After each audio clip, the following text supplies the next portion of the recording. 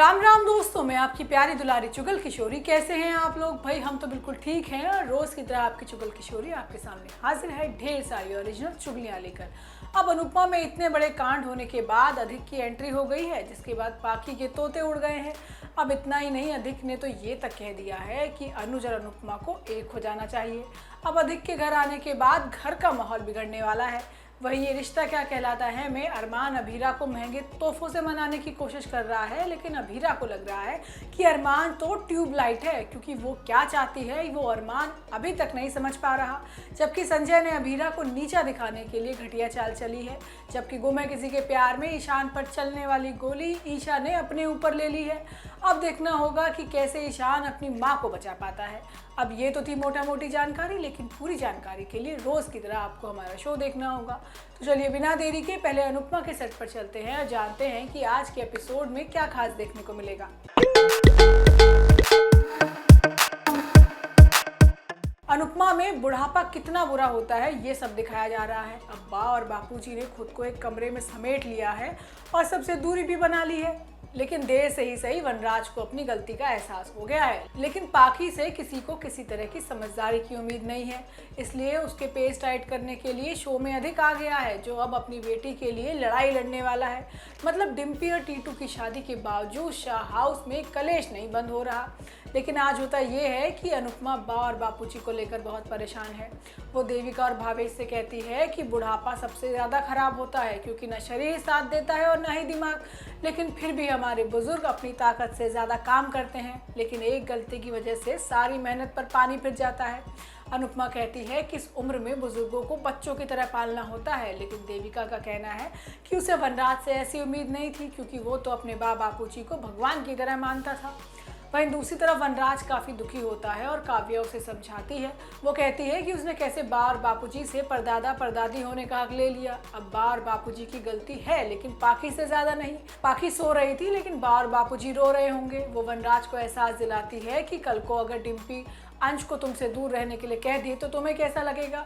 अब वनराज को अपनी गलती का एहसास हो गया है। वहीं बा और बापूजी दोनों रात भर कमरे में सो नहीं पाते, तो रात को ही डिम्पी के लिए दुपट्टा बनाने लग जाते हैं। अब बा कहती है कि हम कोई गलती नहीं करेंगे और किसी को परेशान भी नहीं होने देंगे। अब शादी के बाद किसी तीर्थ स्थान पर यात्रा के लिए निकल जाएंगे। अब बा और बापूजी के अंदर बहुत ज़्यादा डर बैठ गया है। वहीं दूसरी तरफ अनुज अनुपमा को फ़ोन करता है और उसे शाह हाउस के हंगामे के बारे में बात करता है।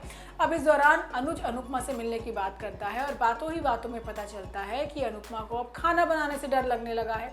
अब अगले दिन शाह हाउस में बा और बापूजी किसी काम को हाथ नहीं लगाते, लेकिन काव्या, डिम्पी और किंजल अपनी बातों से बा और बापूजी को मना लेते हैं। तभी पाखी नया ड्रामा शुरू कर देती है और अपनी बेटी को खूब डांटती है कि वो बा और बापूजी से दूर रहे। इस दौरान अधिक भी वहाँ आ जाता है, जिससे पाखी के पसीने छूट जाते हैं। अब अधिक ईशानी को पाखी से दूर कर देगा, क्योंकि वो उसकी ठीक से देखभाल नहीं कर पा रही है। जबकि ये रिश्ता क्या कहलाता है में अरमान अभीरा की भावनाओं को नहीं समझ पा रहा। उसे लग रहा है कि पैसे खर्च करके वो अभीरा को मना लेगा, लेकिन ऐसी सोच पर अभीरा को ज़्यादा गुस्सा आ रहा है। इसके अलावा संजय भी अपनी घिनौनी चाल से अभीरा का खास दिन खराब करेगा, लेकिन अरमान उसे ठीक करने के चक्कर में खुद फंस जाएगा। वो अभीरा को तो बचा लेगा, लेकिन खुद जेल पहुंच जाएगा। आज होता ये है कि अभीरा की जीत का जश्न मनाया जा रहा है, लेकिन अभीरा को अपनी माँ और अरमान दोनों की याद आ रही है, क्योंकि दोनों ने ही उसका पढ़ाई में भरपूर सहयोग दिया है। लेकिन अभीरा इस बात से भी खुश है कि उसके साथ माधव है, जो उसे अपनी बेटी की तरह प्यार करता है। अब क्रिश और कियारा अभीरा को समझाने की कोशिश करते हैं कि वो अरमान को माफ़ कर दे, क्योंकि लड़कों को देर से समझ आता है। लेकिन अभीरा का कहना है कि उसे ट्यूबलाइट जैसा अरमान नहीं, बल्कि बल्ब जैसा अरमान चाहिए। हालांकि माधव बच्चों को टोक देता है और इस मामले से दूर रहने के लिए कह देता है, लेकिन तभी अरमान अभीरा को अपने साथ ले जाता है और उसे तोहफा देता है। अब भाई अरमान ने अभीरा के लिए तोहफे में नई गाड़ी खरीद ली है।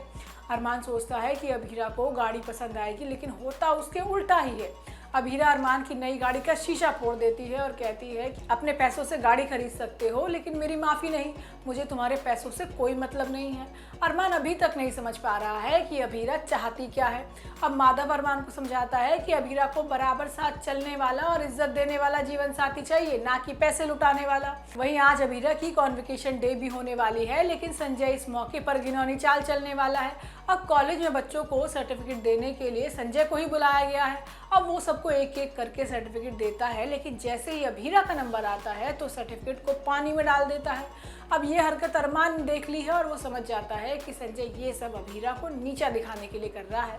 अब अरमान अभीरा के लिए एक बड़ा सा सर्टिफिकेट बनवाता है और संजय के हाथ से ही दिलवाता है, लेकिन कॉलेज के बच्चे इस पर सवाल करते हैं। लेकिन आगे आने वाले एपिसोड में अरमान को माधव गिरफ्तार करने वाला है और अभीरा ही उसे वकील की तरह छुड़वाने वाली है। जबकि गुमे किसी के प्यार में भंवर पाटिल ने सभी को बंधक बनाया हुआ है और सभी से शादी करने के लिए मरा जा रहा है, लेकिन सभी को भी पता है कि भंवर को कैसे नचाना है।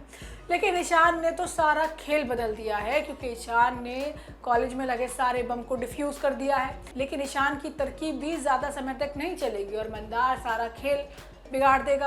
आज होता ये है कि भंवर सबसे पहले बदला लेने के लिए हरणी के पति को जान से मार देता है और उसके बाद ईशान को निशाना बनाता है, लेकिन ईशान पर चलने वाली गोली ईशा अपने ऊपर ले लेती है।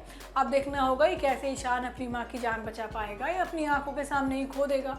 तो दोस्तों, ये तो थी आज के तीनों सीरियल की पूरी जानकारी। आपको हमारा शो कैसा लगा हमें लाइक कमेंट करके ज़रूर बताइएगा, और अगर आपने हमारे चैनल को सब्सक्राइब नहीं किया है तो यहाँ से वो भी कर लीजिएगा। हम आपसे फिर मिलने आएंगे इसी समय पर नई जानकारी के साथ। राम राम।